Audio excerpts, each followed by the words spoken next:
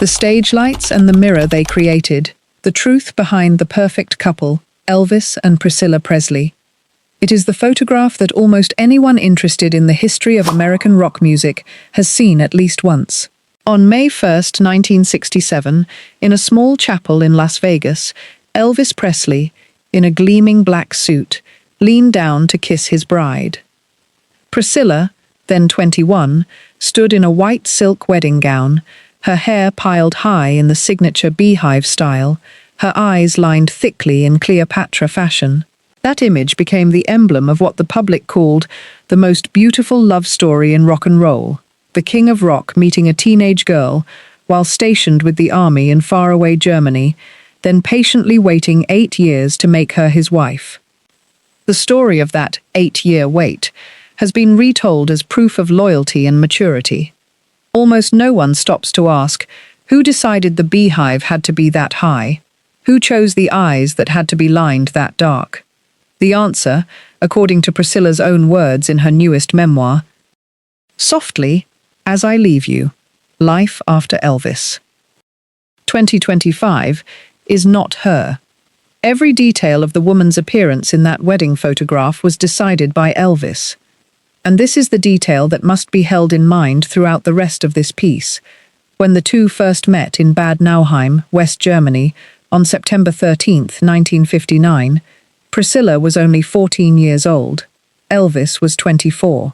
The 8-year wait that the public romanticized was, in reality, 8 years during which an already famous man shaped a minor girl into the exact image of the woman he wanted, before she ever had the chance to shape herself. This is not the story of a youthful love, nurtured under stage lights, that then grew into an equal relationship.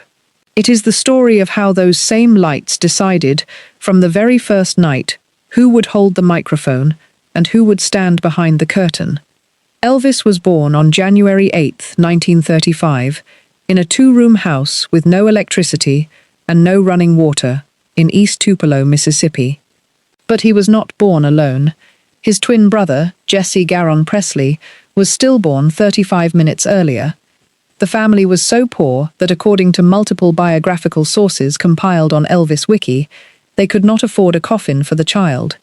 Gladys, Elvis's mother, nearly died giving birth. She became protective of the surviving son to an almost obsessive degree, according to many who were close to the family.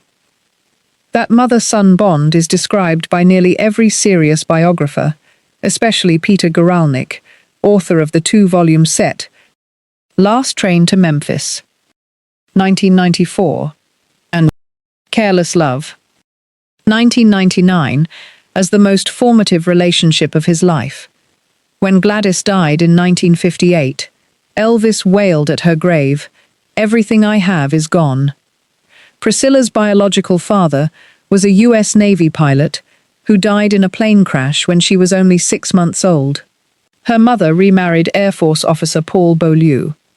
Life as a military child meant constant moves, and by 1959 the family had landed in West Germany, where the 14-year-old girl often sat alone at the Eagles Club on base, listening to music from the jukebox. A child already accustomed to being taken from place to place, more used to the role of listener than the one being listened to. There is one small detail, almost overlooked in most writing about the couple, that is in fact the key that unlocks the story's greatest turning point. During the long years living at Graceland while Elvis was constantly away, Priscilla took up karate, at first simply for self-defense, and to fill the long stretches of isolation. Keep that detail. The karate instructor later on would become the central figure in the crisis that brought the marriage down. On the night of September 13, 1959, Priscilla was introduced to Elvis. In numerous interviews over the following decades, she continued to insist that Elvis respected that I was only 14, that the bond between them lay in the fact that she knew how to listen to the fears and losses he had never fully recovered from. But look more carefully at how the relationship was arranged. For Priscilla to be allowed to move near Elvis in Memphis in 1963, he had to promise her parents 3 things: that he would marry her, that she would live in a separate house with his father and stepmother, and that she would finish high school at a Catholic school of his choosing. There is no verified evidence of misconduct in this period. Priscilla has always maintained that the two had no sexual relationship until after the 1967 marriage. Yet reading those three conditions again, one sees this was an arrangement proposed by a 28-year-old man to bring an underage girl to live near him, with the consent of adults, but with virtually no real voice from the girl herself. The power pattern was already set before the relationship officially began. When Priscilla formally moved into Graceland, that pattern became a complete system. In her own words, in "Softly, as I leave you," Elvis was a Southern man who expected his woman to be beautiful, obedient, and seductive. 24 hours a day. Elvis chose the color of her dyed hair, the makeup she wore, even the clothes she put on when she left the house. According to analyses in the Time magazine and Salon marking the release of the film, Priscilla, 2023, directed by Sofia Coppola, both based on Priscilla's own memoirs, she was almost never allowed to hold a job of her own, was not permitted to stand in the front yard of Graceland, and spent most of her time in isolation whenever Elvis left home. It is worth noting that Elvis himself was tightly controlled by his manager, Colonel Tom Parker, who took up to 50% of Elvis's earnings and decided nearly every career turn for 2 decades, according to History.com. A man whose autonomy was strangled in his professional life turned around and exercised absolute control in his private life. This is a familiar pattern in how family power systems operate. Whoever is controlled in one domain often seeks to seize power in another. By the late 1960s and early 1970s, pressure converged from multiple directions at once. Beginning in 1969, Parker booked Elvis into a permanent residency at the International Hotel in Las Vegas. 636 consecutive shows over 7 years, according to statistics from The Collector. That intensity worsened Elvis's dependence on prescription drugs, a fact confirmed by nearly every serious biographical source. Multiple sources, including V magazine, record that Elvis had numerous extramarital relationships during this period. Priscilla herself confirms this in her memoirs, though without going into specific detail. And a less discussed detail, the birth of their daughter Lisa Marie in February 1968, significantly altered the level of intimacy between the couple, according to Priscilla's own account. 3 pressures, the schedule, the affairs, and the distance that followed parenthood, arrived at the same time, with no clear exit for anyone. This is when the karate detail returns. The instructor who taught her, Mike Stone, became the man with whom Priscilla had an extramarital emotional relationship for more than a year, according to her own memoirs, before she decided to tell Elvis the truth. From here, the tone turns cold and objective. In February 1972, Priscilla left Graceland. The divorce petition was filed that August. On October 9, 1973, the Santa Monica court finalized the divorce. Priscilla received approximately $725,000 in cash, plus alimony and custody of their child. 4 years later, on August 16, 1977, Elvis Presley died at Graceland at the age of 42. The cause related to cardiac arrhythmia against a background of years of prescription drug dependence. Notably, Priscilla herself insists that the relationship with Mike Stone was not the reason she left. The marriage, she says, had been cracking for many years before that. Elvis's death did not end the story of power. It merely shifted to a different battlefield. Who would have the right to tell it?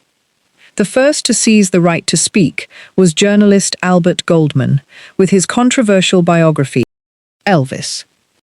1981, best classified as a hostile biography, criticized by Guralnick and many other researchers for relying too heavily on anonymous sources. It is one interpretive version, not an established truth. Priscilla actively reclaimed the right to define her own story. In 1979, she became the executor of Elvis's estate, transforming Elvis Presley Enterprises into a commercial empire worth hundreds of millions of dollars. In 1985, she published Elvis and Me.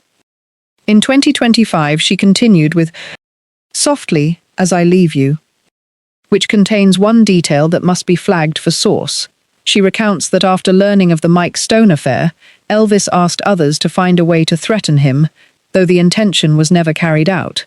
This is a sole source account from Priscilla's memoir, with no independent confirmation, and should therefore be treated as a detail within a personal memoir, not a verified historical event. The struggle extended into the third generation. Lisa Marie Presley died suddenly in January 2023 at the age of 54. 2 weeks later, Priscilla filed a petition in a California court challenging a 2016 amendment to her daughter's will, an amendment that removed Priscilla from the role of co-trustee of the Promenade Trust and replaced her with granddaughter Riley Keough. After months of public dispute, the two sides reached a settlement. Riley became sole trustee, Priscilla received financial compensation and the right to be buried near Elvis's grave.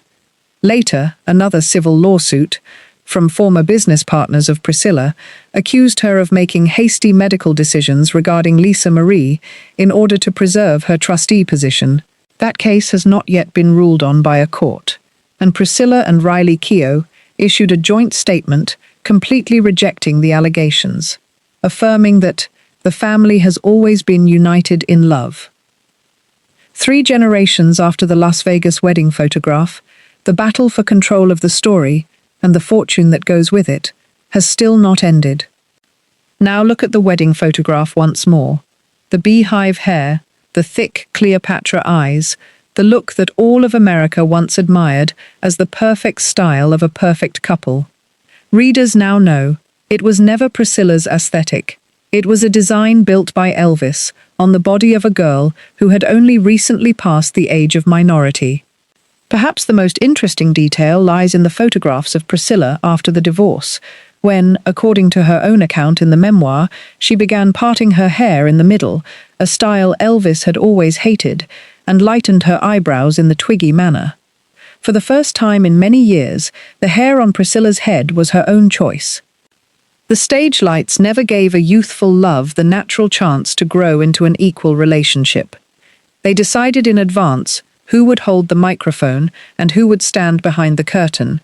And the true story of the one behind the curtain, it turns out, only really began after the velvet curtain closed.